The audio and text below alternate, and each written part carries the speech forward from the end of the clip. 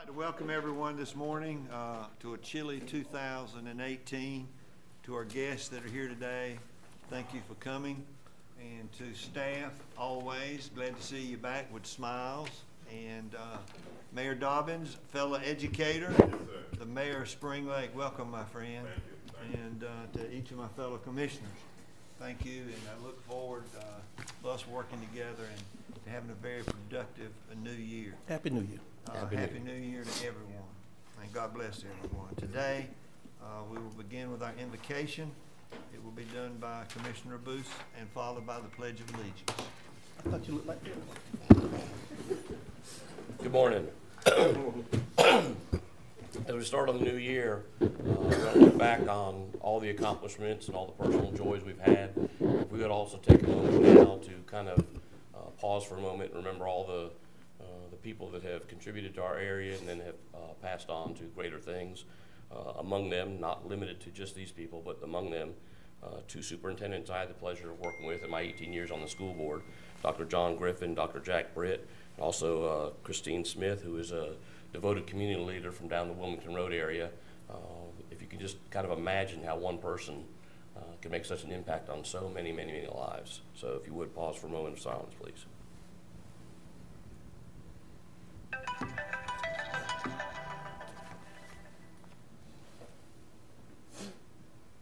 Thank you. Now, we got in our memo from the chairman a challenge. Our challenge from our chairman in his holiday message was, a goal should scare you a little and excite you a lot. Let's all get excited in 2018. I think that's a good start for all of us to look forward to begin this new year. So, if we would, please. Father, as we begin this new year, 2018, help us not to dwell on what used to be, what could have been. Help us to use our collective hearts and minds to do all within our abilities to help all the citizens of our county, state, nation, and world.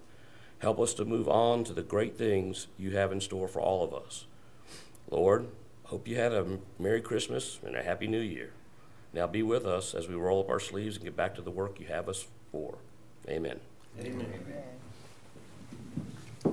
Pledge allegiance To the flag of the United States of America and to the republic for which it stands, one nation, under God, indivisible, with liberty and justice for all.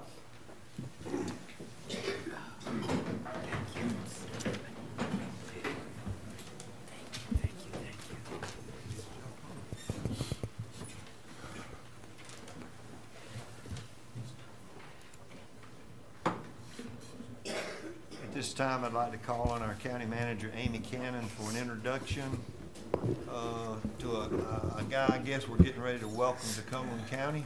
So, Amy, if you'd please do us the honor. Yes, sir. Thank you, Mr. Chairman, and good morning, Commissioners. This morning, actually, Assistant County Manager Dwayne Holder he led the recruitment process along with Ms. Cardinale. And so Dwayne's going to do the honors of introducing Mr. McQueen. Morning, Mr. Chairman, to the entire board. Happy New Year.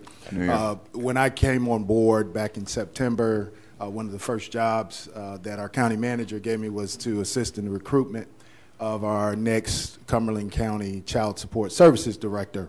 And this morning I have the honor of introducing to you and to the community Mr. James McQueen. Mr. McQueen comes to us from the state of North Carolina, Child Support Services, where he served as the Assistant Chief of Fiscal Operations.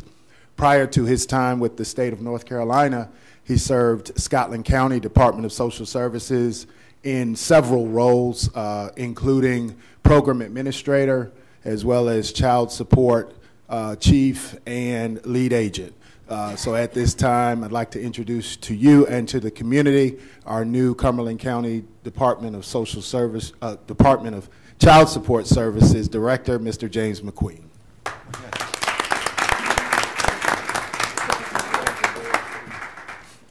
We usually limit new people to about an hour. You think you can do it in about 2 or 3 minutes? Take this off right here. So Gotcha. Welcome, my friend. Welcome. Thank you all. I do appreciate everyone taking the time today, and I appreciate the opportunity to come in and serve Cumberland County. I've heard great things about Cumberland as a whole, and I've looked at the stats that child support staff here have provided, and I'm just glad to be a part. I want us to just be a part of moving forward in 2018 and on. Thank you all. Yeah. Come around. Let's shake some hands.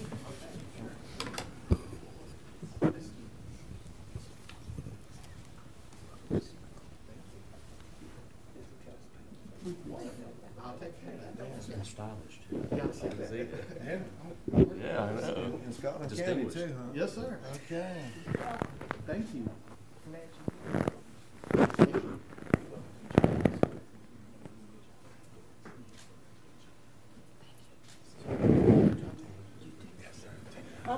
And Mr. Chairman, if I may, I'd also like to take the opportunity to thank our leadership team over in Child Support Services. They have served in just an outstanding way.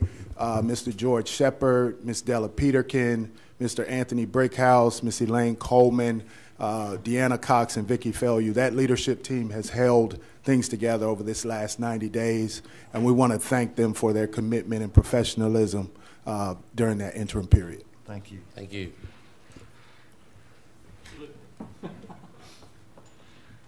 Ms. Cannon, any changes to the agenda? No, sir. Okay. Move approval of the agenda. Have a motion Second. and a second. All those in favor? Unanimous. That's unanimous. We're down to presentations. Mrs. Cannon, I guess you're going to do, nice Saturday. Good morning. Are we ready? We are. Happy New Year, and thank you for this opportunity to share with you and our residents a short 3-minute video that looks back at 2017. You've edited Glenn's video down to 3 minutes. Well, the Public Information Office and Geneve Mankel, our Communications and Outreach Coordinator, worked in partnership with Christy Lowe Productions to create this review. So we have shared it through social media, our YouTube channel, and it's airing on Fayetteville Cumberland Education TV channel. So I hope you enjoy this look back.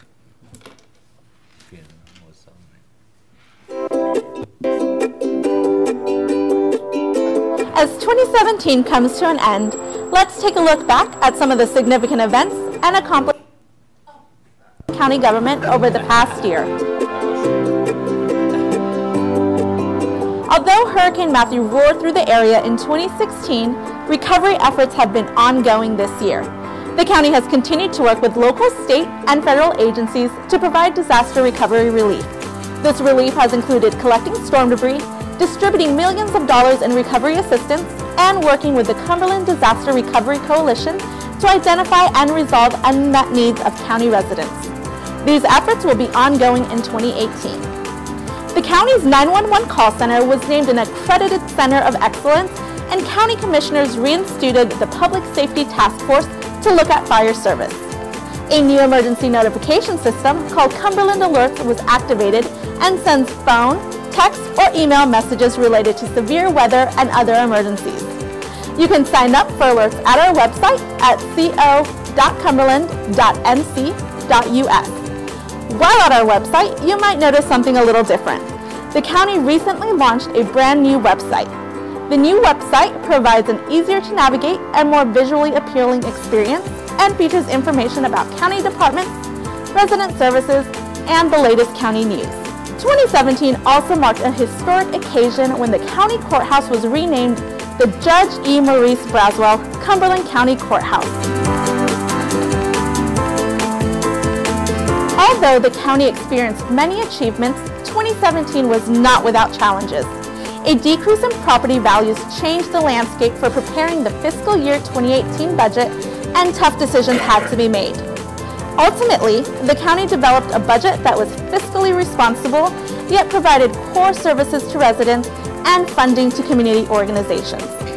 Despite budgetary challenges, county departments continued to provide quality services to our residents. Many county departments received awards, certifications, accreditations, and grants this year.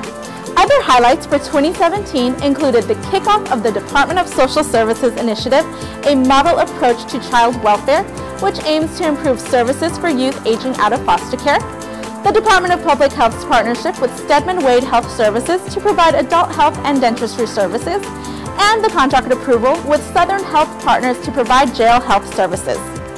The county is also participating with the City of Fayetteville in the Pathways for Prosperity initiative, which intends to improve economic mobility in Cumberland County. Through partnerships with private and public agencies, Cumberland County has experienced job growth as well as new education, training, and recreation opportunities this year. We are proud to serve Cumberland County residents and thank you for being a part of this community. We look forward to serving you in 2018.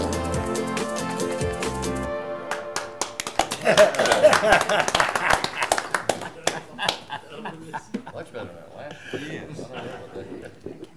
Well, there were a couple areas that could have been deleted. Wonderful work in 20. Yeah, we're ready for an update regarding the Fort Bragg joint land use plan.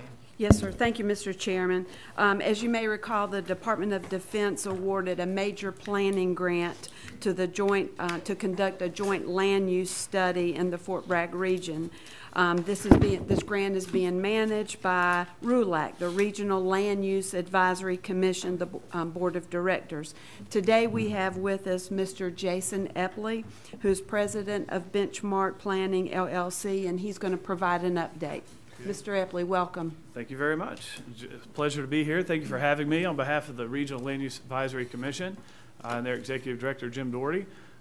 Thank you for having us to present an update. We're at the midpoint of the study.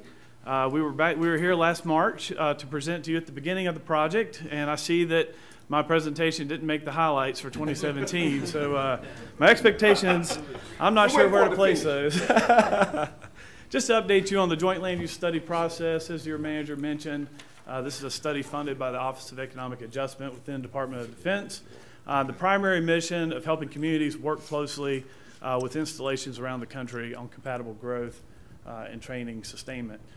Specifically, the goals, as I mentioned, is to sustain the training mission, promote compatibility between the civilian land uses and military training operational impacts, strengthen coordination and communication with local governments and installation. You have a very good communication with the Regional Land Use Advisory Commission, and then also to raise public awareness and understanding of compatible growth issues. And I had shared this with you back in March just to kind of give you a range of the types of things we look at when preparing a joint land use study. Impacts go on and off. So you have civilian impacts that could potentially affect training, and training can potentially affect civilian land uses as well. For this particular study, we focused on a 5-mile area surrounding the installation, and you can see the counties and towns and the partners that you're very familiar with in this study area. Seen here on this slide, you can see it's fairly expansive around Fort Bragg, and this is an area of notification that was passed by the General Assembly years ago to require, as there are zoning changes within this area, there has to be notification to to Fort Bragg and any installation in North Carolina. So this applies to all of our military bases. Bringing up to date with where we're at, we've completed the background research, and I'm not going to go into all those details today, but I would encourage you, if you're interested, to go to the RULAC website, rluac.com, and you can review extensive presentations on the background research and all of these particular areas of interest that we've been looking at over the last 8 months. Just to give you a quick snapshot of change and development. Obviously, Cumberland County, City of Fayetteville represents some of the most developed areas surrounding Fort Bragg. You can see in the purple there, hopefully that shows up for you on the slide there. You can see where there's been a change in addition, new developed land cover. And you see a lot of that as the urban area marches on over into eastern Hope County.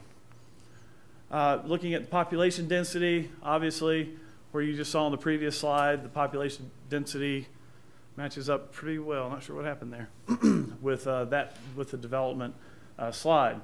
For the compatibility analysis, we focused on noise from military training impacts and also aircraft operations. I'm going to go through those slides briefly with you this morning to provide an update because these are brand new noise contours that Fort Bragg completed last year. It's one of their highlights. It's been about a decade or so since they've completed an updated noise study. So what you're about to see is new information that you may have not seen before. This slide here contains all the Fort Bragg range and training areas. I know it's a lot to look at. Certainly feel free to download this and take a closer look later. These are all the training impacts and activities that we looked at concerning Fort Bragg and how they impact the community surrounding.